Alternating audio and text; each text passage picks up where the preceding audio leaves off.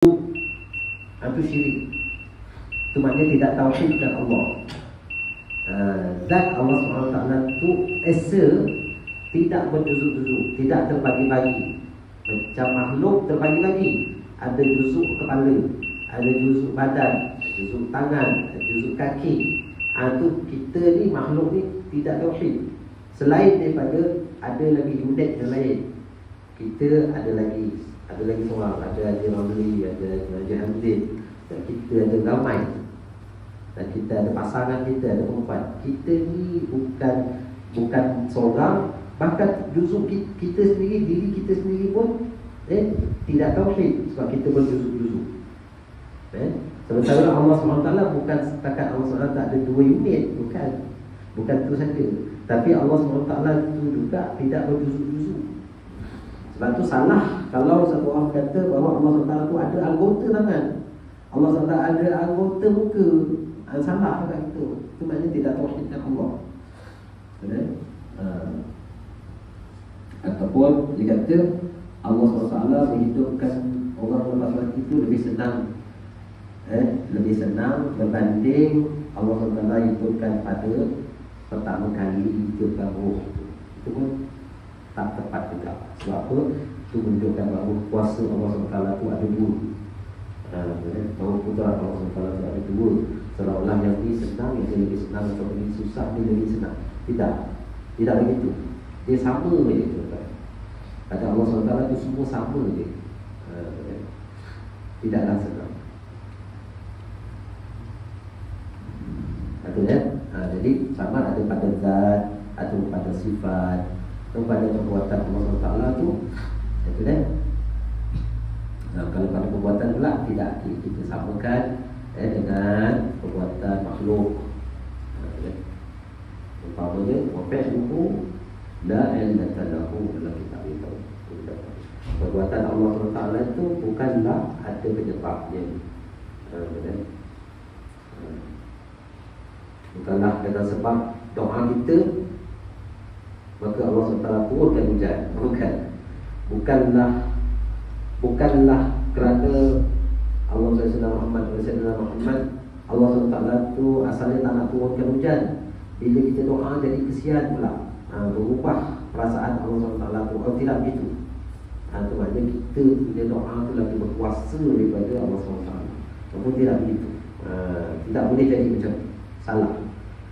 Wa fi'luhu la 'illata lahu. Perbuatan Allah SWT itu tidak ada penyebabnya. Memang Allah nak buat. Memang Allah nak buat tak. Memang dalam catatan dia sejak azali, memang dia nak turunkan hujan. Memang dia jadikan kita pada ketika itu akan berdoa. Memang itulah aturan dia. Bukan kita yang doa baru Allah nak turunkan hujan. Bukan itu tak. Itu tak ada doa. Dia kena doa. Doa itu kan dan lalu tak ada lain. Jadi dalam cerita di sini tuan-tuan Allah SWT. Jadi syarat dia janganlah mensyirikkan Allah SWT dengan sesuatu. Apa dapat? Dakhalal jannah. Pasti masuk syurga. Qultu, aku pun bertanya, wa in zana wa in saraq, walaupun dia berzina, walaupun dia telah mencuri. Ini dosa besar ni tuan. Walaupun umat dan umat itu yang telah berzina dan telah mencuri. Qala Rasulullah, wa in zana wa in saraq, walaupun dia telah pernah berzina, walaupun dia telah pernah mencuri. Muttafaq alaih. Jadi macam mana kita nak satukan hadis ini dengan hadis orang berzina kena azab, nanti di akhirat keluar cairan yang begitu busuk sekali, yang menyakiti ahli neraka tu, hantar menyakiti ahli neraka. Baru yang busuk tu disebabkan dosa zina. Dan orang mencuri dia pula di akhirat nanti dibawa naik atas tengkuk dia benda yang dia curi. Macam mana pula dia masuk syurga ni? Jangan tadi dah cerita masuk neraka. Jadi ahli sunnah wal jamaah mendamaikan dua hadis yang begini. Pertama ialah dengan rahmat Allah Subhanahu Wa Taala ada kebaikan-kebaikan yang lain, orang ini Allah Ta'ala ampunkan begitu saja dan masukkan dalam syurga. Dan satu lagi, iaitu setelah dia dibersihkan daripada dosa-dosanya di dalam neraka, akhirnya dia pasti masuk syurga selagi syaratnya dia tidak syirik pada Allah SWT. Kan? Kita kata kalau dalam istilah belajar hadis, dia kata taufiq bainal haditsain, iaitu mendamaikan di antara dua hadis yang kita kata seperti bertempur. Sebenarnya tidaklah bertempur. Maknanya begitu tadi.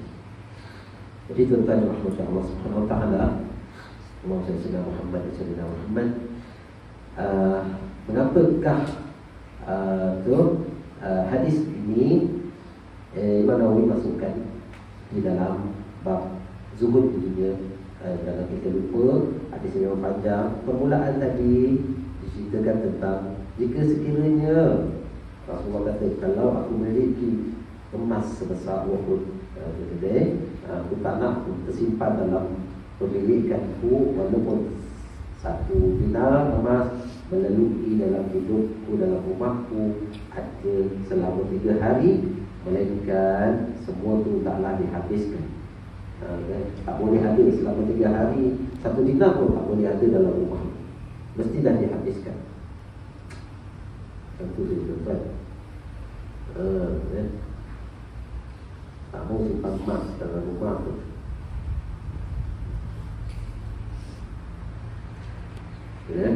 Tadi itu saya beritahu tadi, kita ni kita tahu dia dulu nilai dia ni, walaupun kita belum faham. Tahu dengan faham kan tak sama sebenarnya. Betul tak? Tahu dengan faham tak sama. Lah hafal lagi lain.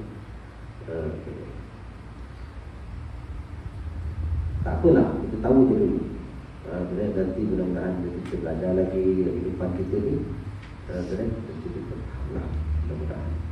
Saya nak cukupkan sampai sini dulu, tuan-tuan. Alhamdulillah lagi masih sekalian. Sebelum saya sudahi, sekiranya ada apa-apa perlu perbincangan dan juga penerangan, silakan.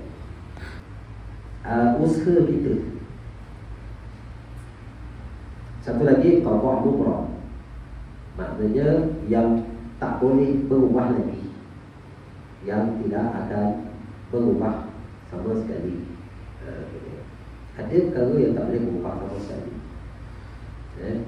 Contohnya apa tu? Jantina. Ya, orang cuba nak ubah, tapi dalam kabalan dia tetap lelaki. Dia tak berubah. Sebenarnya dia tetap lelaki.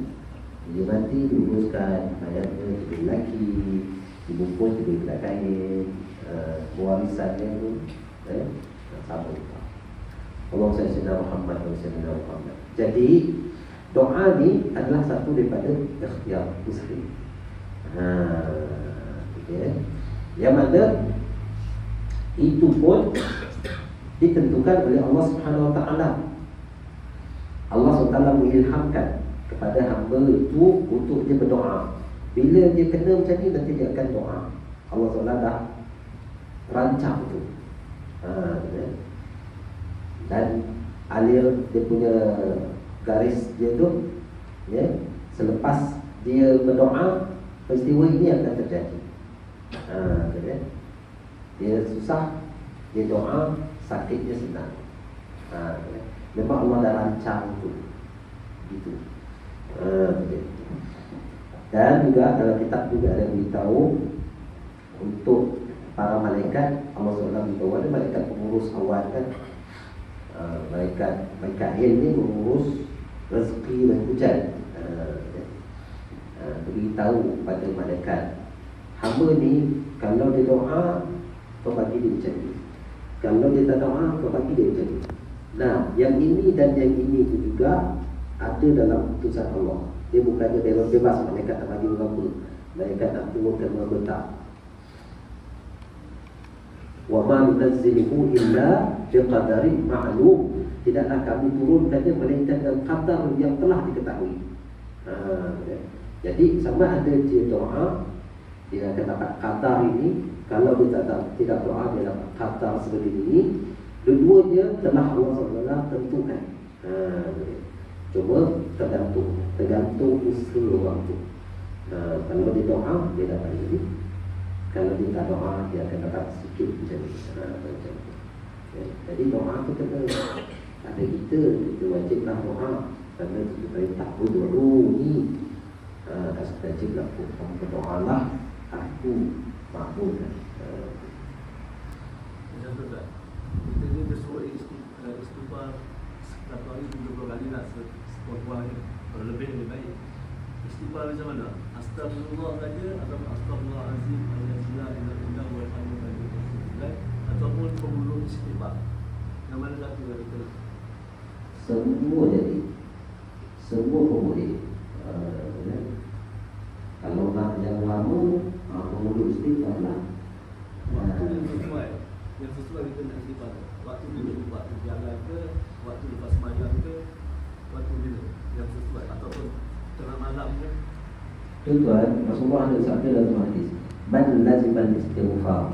Sesiapa yang membiasakan istighfar, maksudnya dia biasa kan, tak kira masa dia istighfar. Apa dia dapat? Ja'alallahu lahu Allah SWT bagi pada dia min kulli hammin faraja. Setiap Allah SWT Muhammad, setiap kerisauan Allah SWT bagi dia kelepasan. Wa min kulli dhiqin makhraja, dan daripada segala kesempitan dia bagi jalan keluar. Wa yarzuqhu min haitsu la yahtasib, dan dia diberi rezeki dari sumber yang tidak disangka-sangka. Tak disebut pun apa ni Allah SWT Muhammad SAW bila-bila. Cuma ada tertentu. Contohnya macam lepas sembahyang, dalam hadis warid Rasulullah SAW suruh istighfar 3 kali. 3 kali ya. Istighfar tak kisahlah nak istighfar yang astaghfirullahaladzim pun boleh. Astaghfirullahaladzim alladzi la ilaha illa huwal hayyul qayyum wa atubu ilaihi pun boleh. Allahumma anta rabbi la ilaha illa anta khalaqtani wa ana abduka wa ana 'abduka pun boleh. Tak kisahlah mana-mana pun. Tak pun berdosa kalau kita buat yang lebih. Bila pula masa nak banyak tu, tak kisahlah. Sekali duduk dalam hadis tu, sekali duduk Rasulullah beritahu fil yaumi, pada satu hari, dalam satu hari, inni la astaghfirullah fil yaumi, aku beristighfar pada Allah Subhanahu Wa Taala pada satu hari. Ada riwayat yang menyebut lebih 70 kali, ada yang menyebut 100 kali. Jadi tak kisahlah mana-mana pun, bila-bila masa. Yang penting selalu istighfar. Ustaz, kalau bila-bila masa, kalau waktu bisa, dan kita nak istighfar ni yang betul-betul kata hayati istighfar, jangan astagfirullah macam tak ada makna ni. Kita astagfirullah, hati tak betul. Jadi kalau lepas malam ataupun tengah malam lepas tahajud kita istighfar, mungkin kita hayati istighfar. Tuan, Ibn Hajar Al-Asqalani yang dia menyebutkan tentang zikir ni. Dia kata zikir ni walaupun kita tak faham, dia dah datangkan faedah. Dan dia jadi lebih baik bila kita berzikir tu dengan memahami. Dan dia jadi lebih baik jika kita zikir tu ketika kita berada di dalam amalan-amalan tertentu, contohnya dalam sembahyang. Dia jadi lebih baik lagi bila kita dalam keadaan sedang Rasulullah Muhammad di malam Lailatul Qadar, dia berperingkat kebaikan itu. Tetapi dengan hanya satu waktu menyebut apa-apa zikir pun, dalam keadaan apa macam mana, selagi bukan tempat yang dilarang lah, dalam atas, dia berzikir sebut lidah, itu dah mendatangkan kebaikan. Kalau dia dengan tumpuan dan ikhlas macam tu, lebih baik lagi.